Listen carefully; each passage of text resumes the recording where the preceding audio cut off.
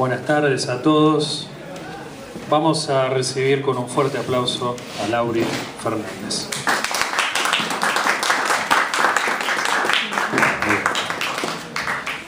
Bueno, vamos a arrancar esta conversación, como hice también con las anteriores, pensando desde el presente para el pasado, ¿no? Y después, bueno, saltar al futuro.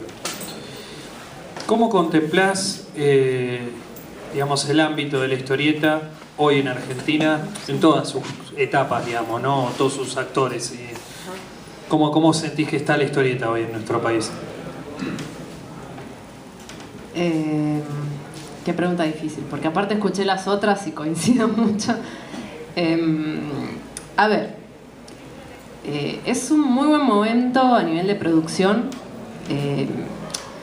Yo no puedo hablar desde otro campo que no sea este y desde otra época que no sea anterior al 2005. Pero al menos desde que yo participo en eventos de historieta y demás, sí, el crecimiento y la producción que hay ahora, la versatilidad, me parece que es buenísima, impresionante. Yo no la había visto antes. Digamos, en estos años, por supuesto, no puedo hablar de los 90, no puedo hablar de los 80 desde el campo, digamos, como actor. Sí.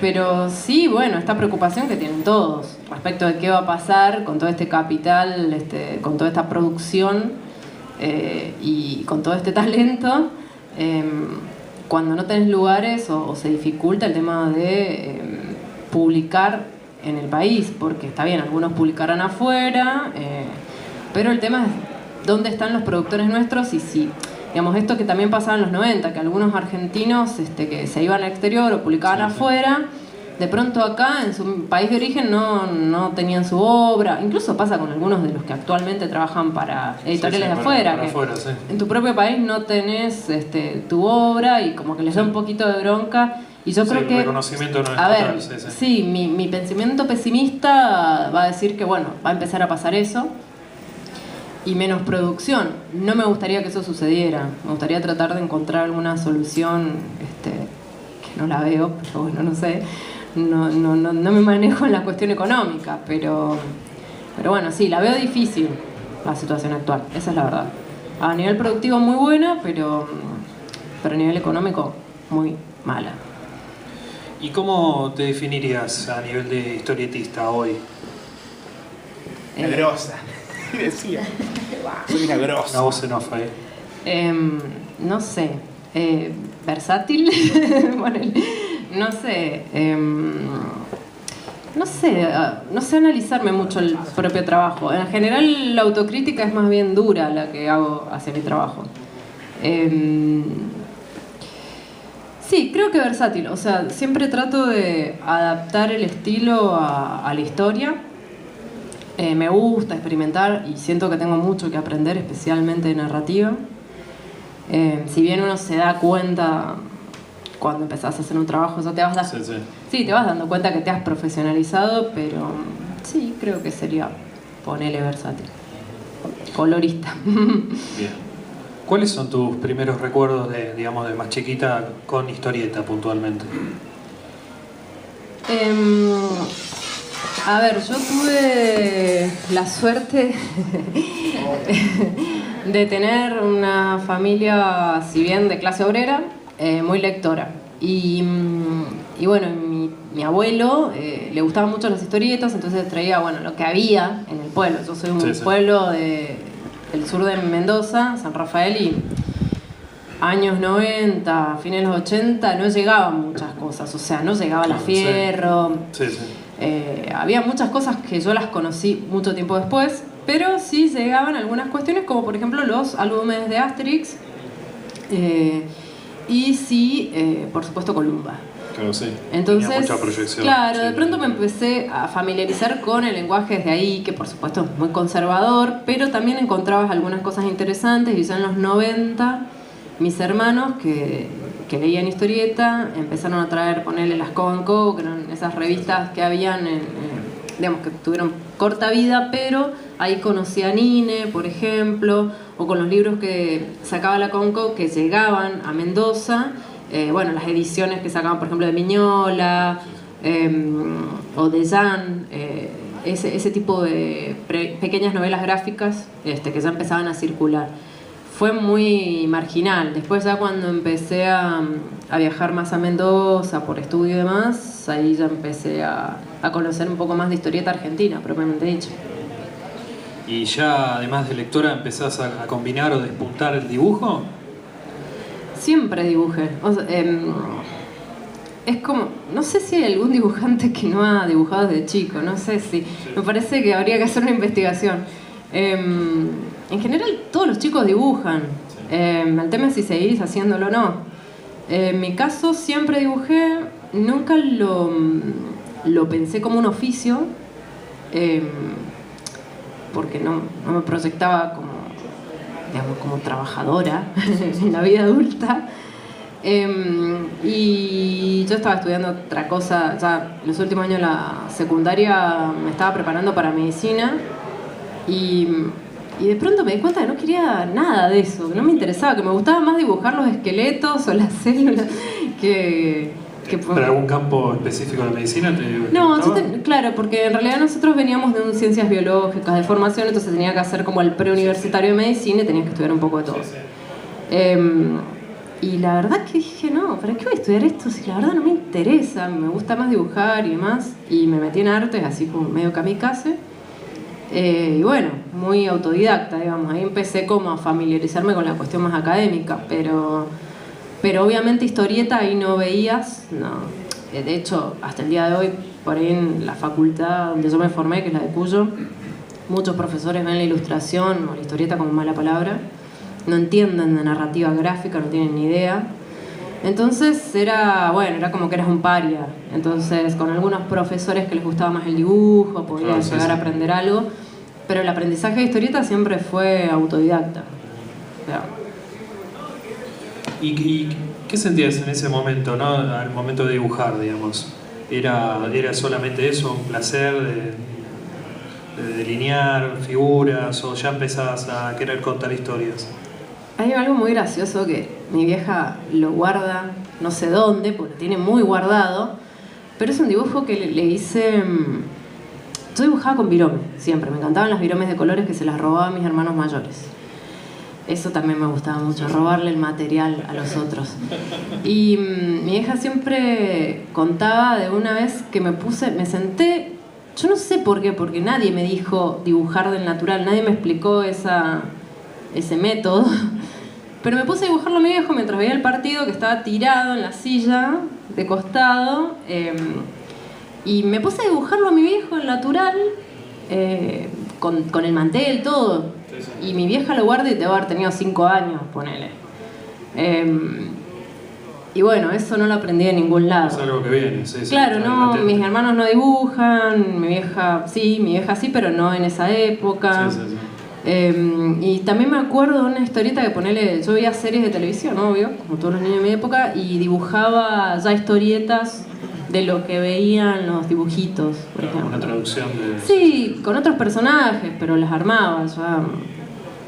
Digamos, la narrativa siempre me gustó, y de hecho a mí siempre me gustó hacer ilustración, bien, digamos, con una historia atrás, y eso me bardeaban mucho en la facultad por eso. Bueno, yo hice grabado y mis profesores me decían, sí, muy bien el dibujo, pero es demasiado narrativo, como si fuese algo malo. Es un pecado contar Exacto. historias. Y todo el tiempo, no, que tiene que ser autónomo el arte, y que no, que la cuestión, digamos, tenés que sacar el relato, una cuestión terrible, ¿no? Sacándote un talento, o una capacidad, una facilidad que vos tenés, anulándotela. Entonces, igual yo nunca les di demasiada pelota, o sea, hacía lo que ellos me pedían para los exámenes, pero en mi vida fuera de la facultad hacía lo que quería. Y eso, bueno, también me salvó contactarme con otra gente, claro, sí, que también estaba por fuera, ponele en Mendoza, donde yo estudié, digamos, siempre he habido muy buenos dibujantes y muy buenos ilustradores, pero no han tenido la formación universitaria la mayoría, siempre se han formado en las secundarias de Bellas Artes, y los historietistas que vieron de oficio, entonces me relacionaba más bien con ellos, nos juntábamos, en una época armamos un grupo, y y bueno, nos juntábamos a intercambiar experiencias o a tratar de gestionar cosas que tuvieran que ver con lo que nos interesaba, que muchos habían estudiado diseño, y de hecho diseño les servía mucho más que la Facultad de Artes. Claro, sí. ¿Y cuáles fueron tus, digamos, al término de tu formación académica o durante tu formación académica, ya empezaste a colaborar o a hacer fanzines o empezar a publicar? No, yo los fanzines, me hubiese encantado hacer fanzines, pero yo veo la movida de fanzines ahora y digo, qué bueno que los chicos tienen esto, porque la verdad, yo no lo viví eso, desgraciadamente. No, es muy raro el contexto en el que yo me empecé a hacer historieta en Mendoza. Digamos, era más ilustración que historieta, las posibilidades, digamos, dentro de este grupo, claro, hacíamos algunas actividades, pero había como una especie de tensión dentro del grupo entre los que queríamos hacer historieta, nos interesaba la historieta y la animación, y los que les gustaba la ilustración infantil. Y parece que no existiría una tensión, pero sí la había, porque los que querían hacer ilustración infantil les interesaba hacer muestras en marcos educativos para escuelas libres de todo connotación polémica. Sí. Blancos, y no querían hacer publicaciones. Y nosotros lo que hacíamos, historieta, obviamente queríamos hacer publicaciones. Estaba hablando del año 2004, 2004-2005, o sea, hace 1000 años atrás. Era otra realidad totalmente.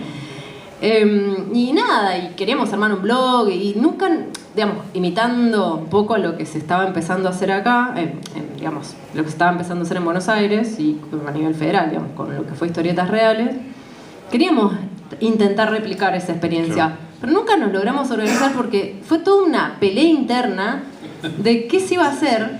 Claro.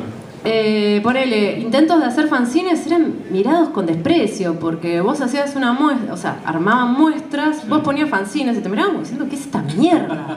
O sea, claro, le daban el fanzine y pensaban, te lo tiraban así como si fuese un folleto, ese hijo de puta. O sea, era como todo... claro, no había una práctica de eso en Mendoza. Entonces era muy duro intentar hacer ese tipo de publicaciones. Y obviamente no teníamos un peso ninguno. Entonces recién hacer historieta, propiamente dicho, la primera que hicimos fue Ani, que bueno, la editó Llanto de Mudo, con guión de Roberto von Sprecher. Y bueno, en realidad fue la primera historieta en papel que yo pude hacer, digamos, sí. Pero había hecho algunas cosas para Pelotazo, que era como una publicación que se hacía para chicos, alguna experiencia así, pero fue un largo camino para poder hacer algo en papel. ¿Y cómo fue ese momento, el momento que tuviste por primera vez tu obra en papel? ¿Cómo lo sentiste? Esto, Roberto me dice que es del 2010, yo, para mí era del 2011, pero bueno, fue hace mucho tiempo igual. A mí me llamó mucho la atención digamos, conocer Llanto de Mudo en ese momento, la experiencia que ellos habían gestionado desde la edición. Y para mí yo no tenía ni media fe en lo que estaba haciendo. Dije, bueno, esto va a ser como un berretín que tuve de bueno, va a ser el libro de historieta que publiqué. Vean, va a quedar como un lindo recuerdo de cuando hice historieta, de cuando me publicaron algo. Y al final resultó bastante bien. O sea, sí, tuvo buenas críticas, qué sé yo, seguí haciéndolo. Que no creí que nadie iba a volver a apostar a que le hiciera una historieta, pero bueno, sí, pasó. ¿Y cómo vino después todo? ¿Lo sentiste como algo, como eso mismo, como una consecuencia de ese primer destello, digamos, de publicación? ¿Como que fue natural tu crecimiento ya profesional a partir de esa publicación? A ver, yo creo que para ser profesional a mí me falta un montón todavía. Siento que algunas cosas las he profesionalizado, pero no me siento una profesional todavía de la historieta. Si bien tengo varias cosas publicadas y demás, pero me falta mucho. Sí, obviamente, para mí eso, conocer a Roberto, al equipo de Córdoba, a la movida cordobesa, para mí fue central. O sea, yo no hubiese publicado nada si no lo hubiera conocido a ellos. No me hubiese atrevido a publicar. Porque Buenos Aires me resultaba súper lejano, siempre fui muy fóbica a la gente, entonces me da mucha vergüenza ir a encarar a un editor, nunca lo hubiera hecho. Y bueno, y por suerte Roberto, cara dura, así me impulsó, pero si no, no lo... Salió de una joda se escribían mail en esa época. Habla como si fuera hace 50 años, pero... Escribir mail se convirtió en arqueología casi. Y del equipo de investigaciones todos estábamos escribiendo y yo no sé qué boludez dije. Y vos dijiste yo lo haría y el Iván que anda por allá dice háganlo y bueno, a partir de una joda empezamos terminamos en Ani, que es directamente con un álbum. Claro, sí, una novela gráfica. A mí me sigue encantando el dibujo ahí, que es muy de grabado. Sí, sí, está muy pegado al grabado todavía, sí. Es digital, pero es muy del grabado, sí. Ani todavía. Sí, fue así, por impulso de ellos. O sea, más que nada alentando a que lo hiciéramos. Y fue muy linda la experiencia. Lo interesante es que viene de un equipo de investigación donde algunos hacíamos guiones y otros dibujos. Claro. Sí, sí. Claro, en esa época estaba Fede Reciani como codirector del equipo, él como director. Bueno, y ahí estábamos. Habíamos varios, pero ellos como guionistas, digamos. Hay algo que me parece muy interesante en tu producción, que es también la parte de estudio, justamente, ¿no? Sobre la historieta, ¿no?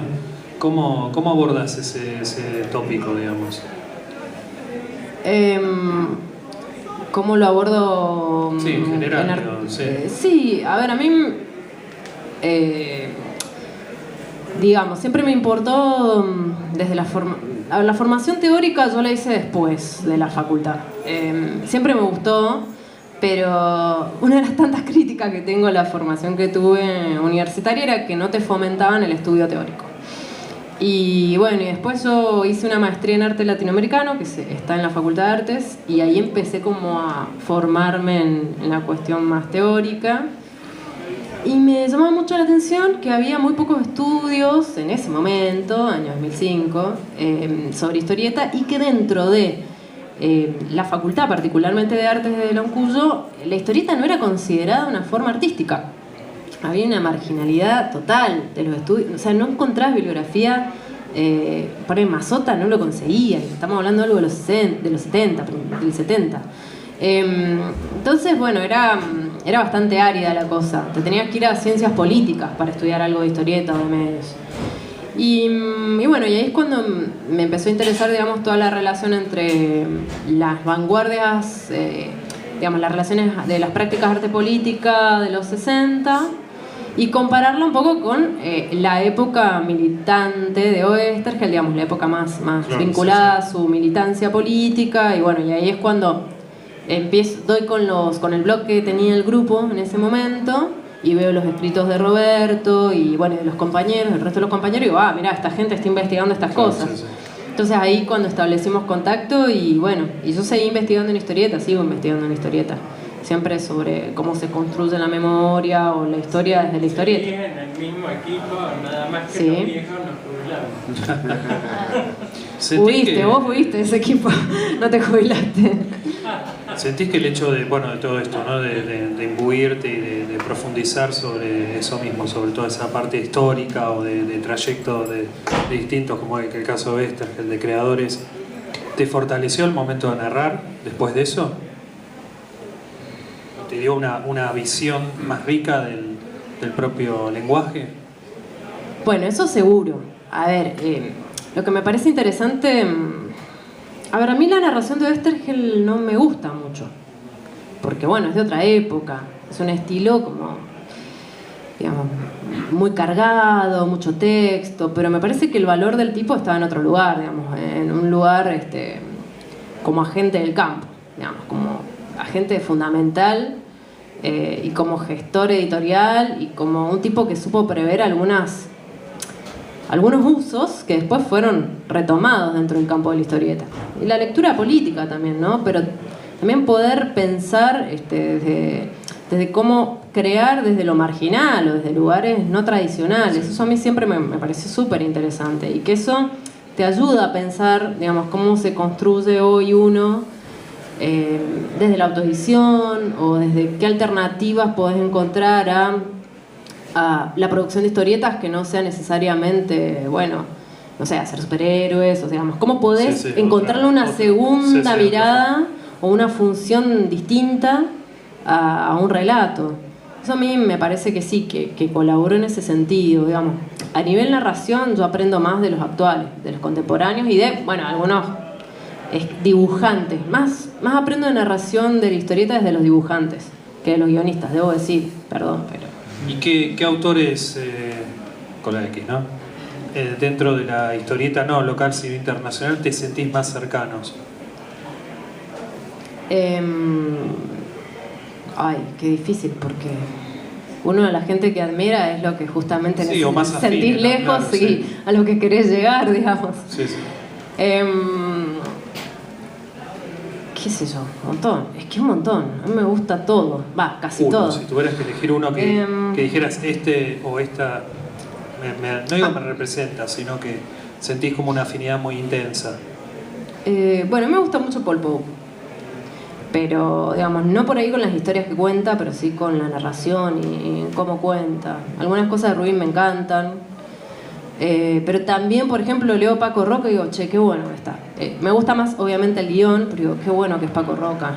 Y a mí es raro que un dibujante o una historieta no me guste para nada. O sea, realmente, en general, descubro todo el tiempo dibujantes nuevos y qué sé yo, ahora, no sé,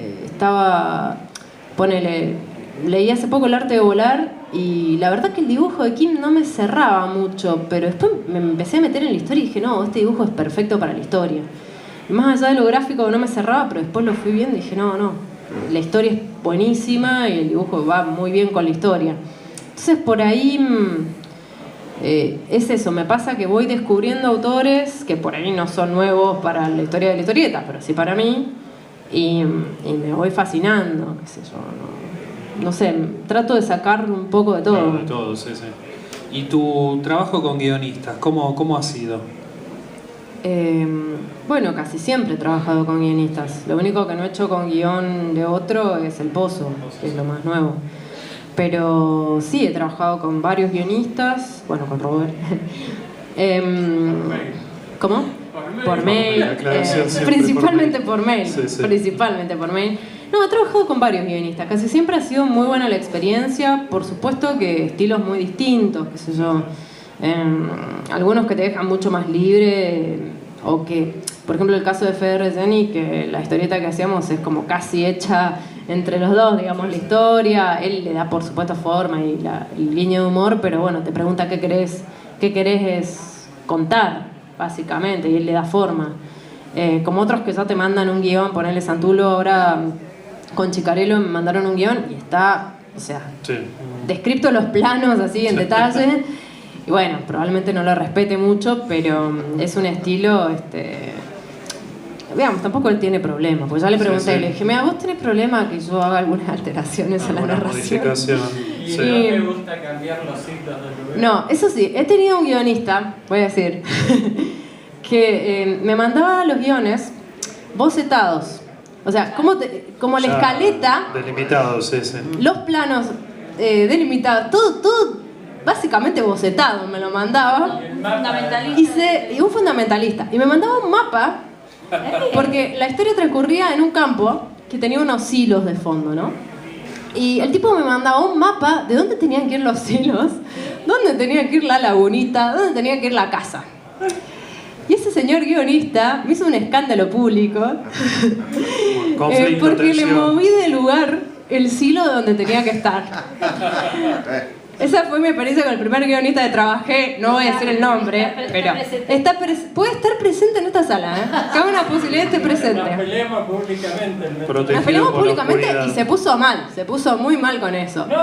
No me ha vuelto a pasar eso con ningún otro guionista, hay que decirlo. Bueno, pero es que para mover un silo del lugar necesitas una explicación. Claro, obviamente. Era algo gravísimo.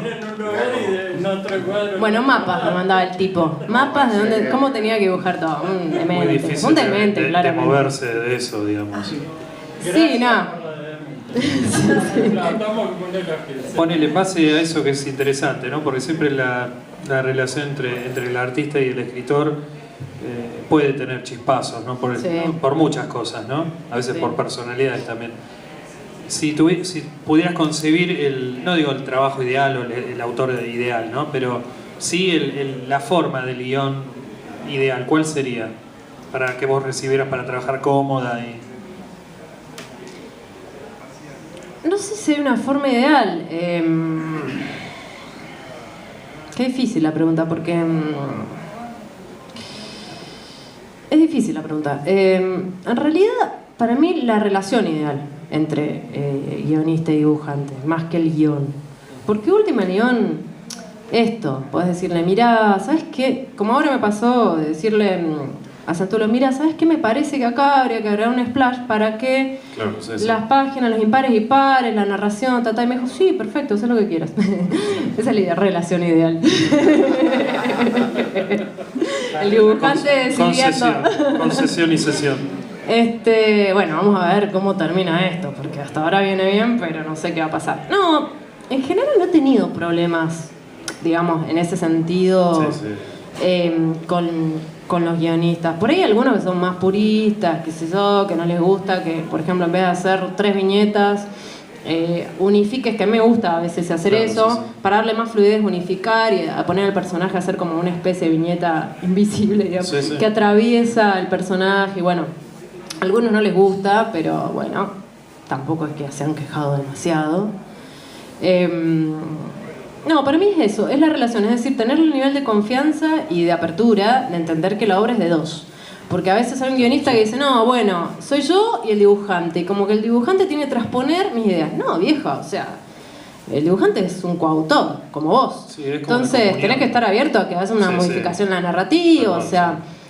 Un poco lo que contaba la Colo el otro día, o sea, si vos trabajás con un guionista que no te deja mover un ápice de lo que te está proponiendo, entonces ¿para qué te lo da vos y no lo hace él? O se lo pide a Pepe Honguito, o sea, la verdad que no tiene sentido. Si alguien te da un guión, se supone que está confiando en vos como también como coautor y que vas a sumar elementos y narrativa a favor, digamos. Me parece que esa es la relación ideal, de poder tener la confianza sin ofenderse, sin pensar que tu obra es la Divina Comedia y tener un poco más de apertura, ¿no?